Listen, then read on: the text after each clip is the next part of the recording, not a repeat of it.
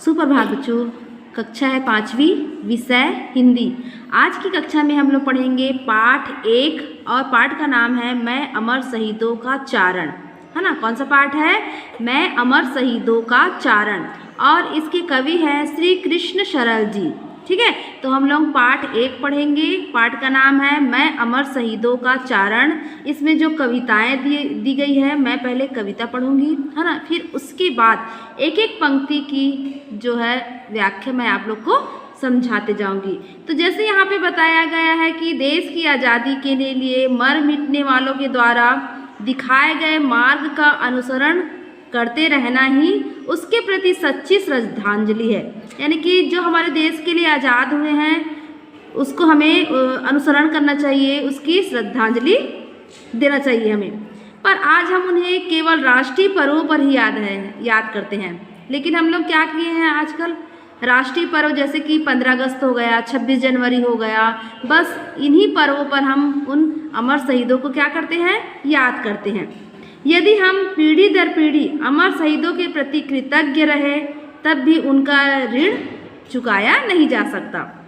इस पाठ में कवि ने अमर शहीदों के बलिदान का ओजस्वी गायन किया है ना। इस पाठ में जो अमर शहीद हैं उनके बलिदान का क्या किया गया है, ओजस्वी गायन किया गया है। तो यहाँ पे आप लोग देखो कविताएं, है ना। कविता मैं पढ़ते जा रही हूँ, आप लोग भी ध्यान से उन्हें समझते जाएंगे।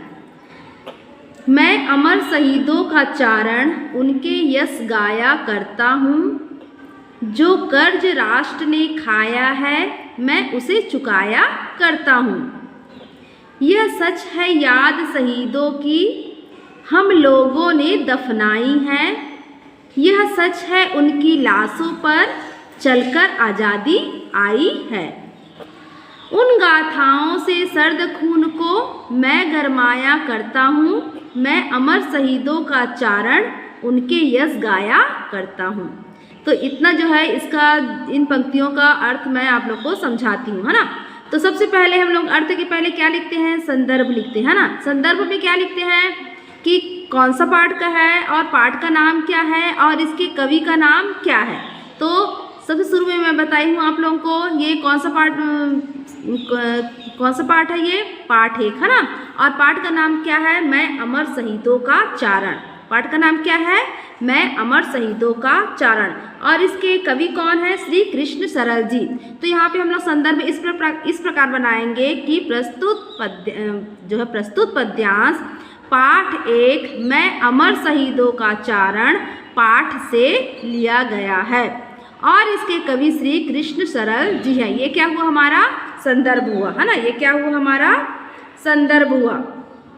और इसका जो है प्रसंग क्या होगा, इसमें कवि ने अमर शहीदों के बलिदान का वीरता पूर्वक गायन किया है। इसका प्रसंग क्या होगा कि देखो इस कविता को पढ़ने पर हमें क्या मिलती है कि इनमें पूरे शहीदों के बारे में बताया गया है ना।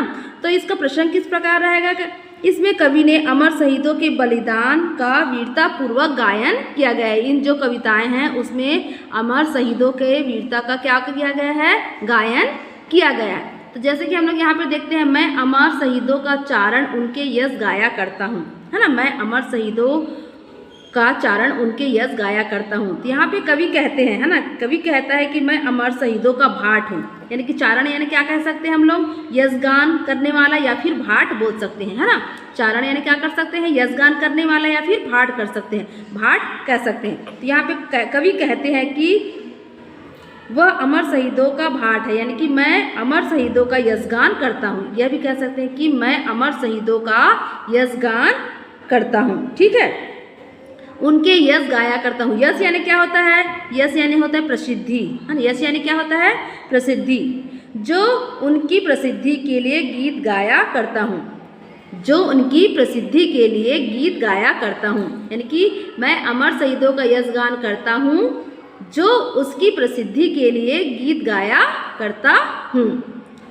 जो कर्ज राष्ट्र ने खाया है मैं उसे चुकाया करता हूँ। कर्ज यानी क्या होता है, ऋण, है ना। कर्ज यानी क्या होता है, ऋण, कर्ज यानी ऋण। और शहीद यानी क्या होता है, शहीद यानी कि बलिदानी, है ना। शहीद यानी क्या होता है, बलिदानी। तो यहाँ पे फिर बताया गया है कि देश ने जो ऋण उनकी बदौलत पाया है, देश ने जो ऋण उनकी बदौलत पाया है, मैं उसे चुकाया करता हूँ, है ना। देश ने जो ऋण उनकी बदौलत पाया है, वह उस कर्ज को अपने गीतों को गाकर चुकाना चाहता हूँ। यानी कि मैं यानी कि ऋण उनकी बदौलत आया है, उसको मैं अपने गीतों के माध्यम से मैं चुकाया करता हूँ। ठीक है। उसके बाद आगे है, यह सच है याद शहीदों की। फिर यहाँ पे कहते हैं कि, है ना, कि यह सच है याद शहीदों की। यह भी सच है कि हमने शहीदों को क्या किया है, बुला दिया है। यह सच है याद शहीदों की हम लोगों ने दफनाई है। और यह भी सच है कि हम लोगों ने अमर शहीदों की बलिदानियों को, है ना, अमर शहीदों की बलिदानियों को मुर्दों की तरह जमीन में गाड़ दिया है। मुर्दों की तरह क्या कर दिया है, जमीन में दफना दिया। दफनाई यानी क्या होता है, गाड़ना, है ना, जमीन में गाड़ने की क्रिया। तो यह सच है कि हमने अमर शहीदों की याद को जमीन में मुर्दों की तरह क्या कर दिया है, गाड़ दिया है, दफना दिया है। यह सच है उनकी लाशों पर चलकर आज़ादी आई है। और यह भी सच है कि उनकी लाशों पर चलकर हमने आज़ादी पाई है। और यह भी सच है कि उनकी लाशों पर चलकर हमने क्या पाई है, आज़ादी पाई है। उन गाथाओं से सर्द खून को मैं गरमाया करता हूँ, मैं अमर शहीदों का चारण उनके यश गाया करता हूँ। तो उन्हीं गाथाओं से कवि के ठंडे पड़े खून को मैं गर्मी प्रदान करता हूँ और उसका यशगान करता हूँ। मैं अमर शहीदों का भाट हूँ और उनका यशगान मैं करता हूँ। ठीक है। तो एक बार और मैं बता रही हूँ आप लोग को शुरू से। मैं अमर शहीदों का चारण उनके यश गाया करता हूँ, जो कर्ज राष्ट्र ने खाया है मैं उसे चुकाया करता हूँ। यह सच है याद शहीदों की हम लोगों ने दफनाई है, यह सच है उनकी लाशों पर चलकर आज़ादी आई है। उन गाथाओं से सर्द खून को मैं गरमाया करता हूँ, मैं अमर शहीदों का चारण उनके यश गाया करता हूँ। तो यहाँ पे कवि कहते हैं कि वह अमर शहीदों का भाट है, यानी कि मैं अमर शहीदों का यशगान करता हूँ, जो उसकी प्रसिद्धि के लिए गीत गाया करता है। देश ने जो ऋण उसकी बदौलत पाया है, देश ने जो ऋण उसकी बदौलत पाया है, उस कर्ज को अपने गीतों को गाकर मैं चुकाया करता हूँ। यह सही बात है कि हम लोगों ने अमर शहीदों की बलिदानियों की याद को मुर्दों की तरह जमीन में दफना दी है ना, दफना दिया है, अर्थात भुला दिया है। यह बात भी सच है कि उनकी लाशों पर चलकर आज़ादी आई है। और यह भी सच है कि उनकी लाशों पर चलकर हमें क्या हुई है, आज़ादी प्राप्त हुई है। उन गाथाओं से सर्द खून को, उन्हीं गाथाओं से कवि उस ठंडे पड़े खून को गर्मी प्रदान यानी कि जोश प्रदान करता हूँ।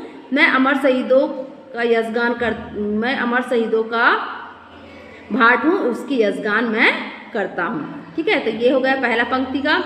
उसके बाद ये दूसरा वाला देखते हैं।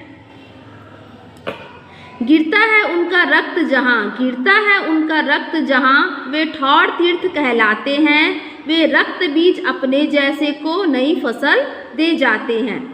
यह धर्म कर्म यह मर्म सभी को मैं समझाया करता हूँ, मैं समझाया करता हूँ।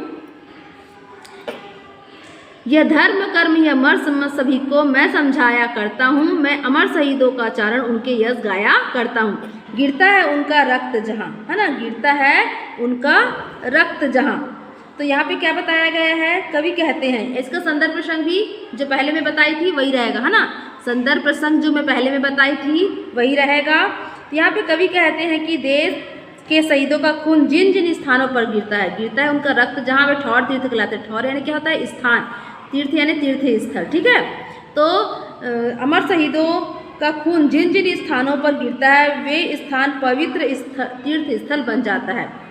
यानी कि जिन जिन स्थानों पर अमर शहीदों का रक्त गिरता है वो स्थान क्या बन जाते हैं, एक तीर्थ स्थल की तरह बन जाते हैं। वे अमर शहीद अपने जैसे बलिदानियों को रक्त बीज के समान नए बलिदानियों को पैदा होने के लिए नई फसल नए बीज दे जाते हैं। यानी कि जो रक्त बीज हैं वो अपने जैसे नई बलिदानी बनने के लिए नई फसल यानी कि नई बीज दे जाते हैं। यह धर्म कर्म यह मर्म सभी को मैं समझाया करता हूँ। यानी कि यही धर्म कर्म और मर्म का रहस्य सभी को मैं समझाया करता हूँ। मैं अमर शहीदों का चारण उनके यश गाया करता हूँ और वह अमर शहीदों के बलिदान की यश गाथा को गाया करता हूँ। यानी कि मैं अमर शहीदों का भाट हूँ और उनके यश गान मैं करता हूँ। तो यहाँ फिर से बताती हूँ, जैसे कवि कहते हैं कि देश के शहीदों का खून, यानी कवि कहते हैं कि देश के शहीदों का खून जिन जिन स्थानों पर गिरता है वे स्थान पवित्र तीर्थ स्थल बन जाते हैं। क्या बन जाते हैं? पवित्र तीर्थ स्थल बन जाते हैं। वे अमर शहीद अपने जैसे बलिदानियों को रक्त बीज के समान नई बलिदानियाँ के पैदा होने के लिए नई फसल के समान नए बीज दे जाते हैं। यही धर्म कर्म और रहस्य सभी को कवि समझाता है और वह अमर शहीदों के बलिदान की यश गाथा को गाता है। ठीक है, तो ये 2 पंक्ति का मैं आप लोग को समझाई हूँ। अगली 2 पंक्ति का मैं अगली कक्षा में मैं आप लोग को समझाऊंगी। इसका जो सदर प्रसंग अर्थ का फोटो मैं आपको व्हाट्सएप के माध्यम से सेंड करूंगी, जिसे आप अपनी हिंदी कॉपी में साफ साफ सुंदर लिखेंगे। ठीक है बच्चों, धन्यवाद।